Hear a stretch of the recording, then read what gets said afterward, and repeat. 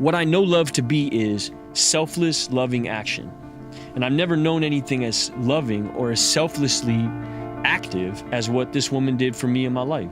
She showed up for me at a time when, I mean, this is the first time I saw her. We had been estranged for like years because of my jealousy. She went and did a movie with another actor, and I thought she was cheating on me, so then I cheated on another. It was just fucking mess. It was all weak shit, little boy shit, like nonsense. And we hadn't talked for 2 years when all this shit hit. And I wound up at this rehab, right, in Utah, and they do something called Family Week. And every week, on a Sunday, everybody who's involved in the program has their family show up on these Skype calls. And everybody will show up in the same room. And your mother, your father, your brother, your sister, your wife, your friends, whatever. Just you and the people? Or no, it's you, the whole squad of you that are in this group. Like 12 of us in my class. Everyone's family. Everyone's family pops up on the screen. And week 1, no one shows up for me. No one. They got the calls. I know they got the calls, but no one showed up. My mother, my father, no one showed up. Manager, friends, no one showed up. Week 2, same thing. So I'm sitting in this room, and even the person who's like therapizing me, she's starting to feel like this. She's empathizing with where I'm at. Everybody else in the room, we got a dude who like, you know, this isn't just alcoholics and shit. This is like fucking arsonists and like child predators and all kind of wild people in this group, right? And they got people showing up for them. And I don't have nobody showing up for me. And week 2, week 3, I'm there 90 days. So I'm there for a clip. And there comes a point where Family Week comes around. I say to my therapist, like, I'm not gonna go. You know, like I don't want to subject myself to this shit. Like I'm on a path, and you know, let me just stay here. Like I don't want to keep reminding myself of how fucked my situation is. And she says, no, I think you should show up this week. And I show up thinking, all right, my mom's gonna be on there. You know, my mom will be on. And Mia is on the screen. And you know, like,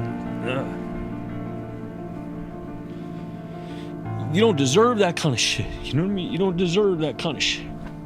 Like I don't deserve that kind of shit. You know, I done put her through years and years of fucking nonsense, bro. Just like,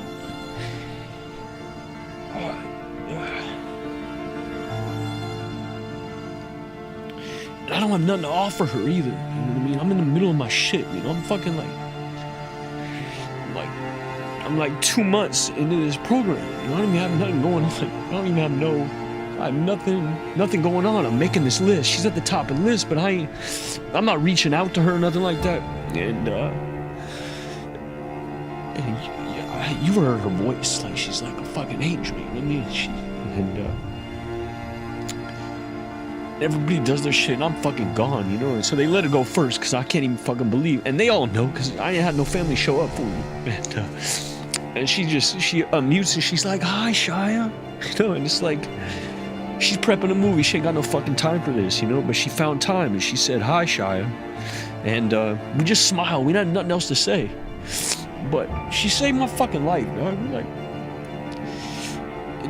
before the kid, before the job, before God, before any religion, before a laugh, before Bo, before a phone, before anything, was this woman's face. And there wasn't no promises made, wasn't no long conversation being had, nothing. Just her presence, the ministry of presence. Sometimes that's all you need to offer a person who's in a situation like that, is like, just to be present.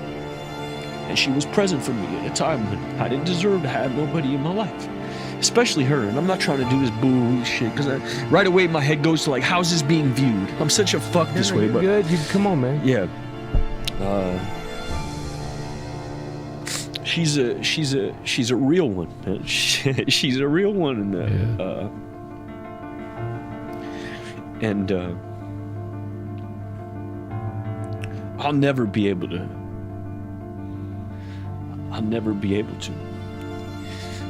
It's the first time I really understood love, because I didn't have nothing to give, and I was sitting there thinking like, well, I don't have nothing. It's not sexy to be with me. Don't you get it? Like, people out here accusing me of like putting makeup on my genitals and like shooting dogs and shit. you know? That's what I'm being accused of. And you're showing up for me like you're gonna be tied to this shit? It didn't make no fucking sense. And love is irrational that way. You can't rationalize real love. It doesn't make any fucking sense. And I had spent my whole life trying to rationalize it. Like, you know, this dude hits me up. He's in my corner because, you know, we fuck with the same craft. You know what I mean? That's what he loves this thing that I got, that I'm like, I'm G with this shit over here. That's why he loves me, because he loves that part of me that's G at this. You know, and then I would write your love off like, oh, okay, you love me because I do this shit. And so many of my relationships were basically like, you love me because I'm fucking sensei over here.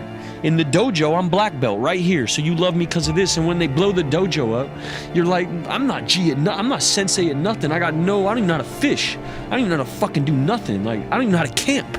I'm a fucking little kid. You know what I mean? I don't know how to make a fire. And yeah, she gave me hope, bro, when I was really like running on fumes. I wasn't running on empty, but I was running on fumes. I'd had a sponsor in my life who was he was saying, yo, be patient, the shit will show up, miracles will show up. This was another miracle. Bags packed is a miracle, you know? Them laughing in the car is a miracle. My wife's face on the Skype call is a miracle. This shit starts to add up where, you know, it becomes this like, it creates faith, because you're not doing it. It wasn't some fucking dope poem I sent or some flowers I sent that put her on the Skype call. And it wasn't good behavior or being a man. Bro. It wasn't good sex that got my wife on the Skype call. It wasn't like any of this self-will shit that I used to validate her being in my life. Like, even my sex life was like, it was so performative. It was like, well, if a woman didn't orgasm, I would question it. You know, like, what does this mean about me? It was always about me. I never had like a real coupling. It was always performative, and it was always like this constant validation trip. If I would try to look for the same shit I got at work over here in this relationship. And the reason I didn't like being friends with men is it was constantly this comparison study. You know, and this has been difficult too, is to like reach back out to people who were in my corner then, who are still in my corner but are G's. It's hard to reach out to dudes like that, because you knew them at a certain level. You know, another dude who really showed up for me was Cuddy.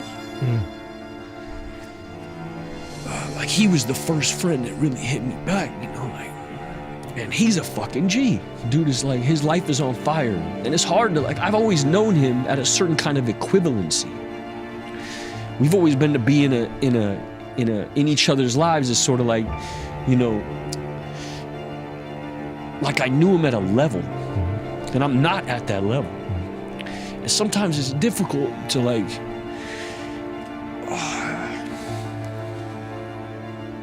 to show up for the love, that people have thrown at you. Because you think you think you are these Twitter comments. You think you are this idea of fuck, I gotta get out of this octave because I sound like boohoo bullshit, but come on, be you, bro. Yeah, but I don't want to be fucking performative for your shit. Dude, just... It's difficult for a dude in my spot to receive love, because you don't feel like you deserve it, and so you wind up dipping on a lot of people, even when they're showing up for you. And then you got to have like real conversations. I had to really put it out there to him, like, bro, I don't feel successful enough to be your friend anymore. What a fucking like crazy shit to write, but you gotta air it out. You're not stuck there anymore. Nah, I wouldn't be able to sit here with you if I was there. Right. I wouldn't be able to sit here and talk to you about this shit. Right. And so so the emotion right now, what this is almost from, it's in retrospect of like, damn. Yeah, where I was. Who gives a fuck about all that shit? This is where I'm looking back at it, because I think, fuck, what a sorry case. Like, what a sad motherfucker, for real. You know, and that's who I was. Not even that long ago, bro. This is like 2 months ago. But I understand. But the fact that you were there, the fact that you've been there, that you treaded on that path, means you can actually talk to others who are fucking locked in that bullshit. And I do. That's it, man. And that really is my purpose in life now. Is to like be able to express the reality of my life, that you could be where I just was, you know, in some kind of sense memory, like remembering the text message conversation I had with this man, and also know that now we talk all the time. Now I don't need to be anything.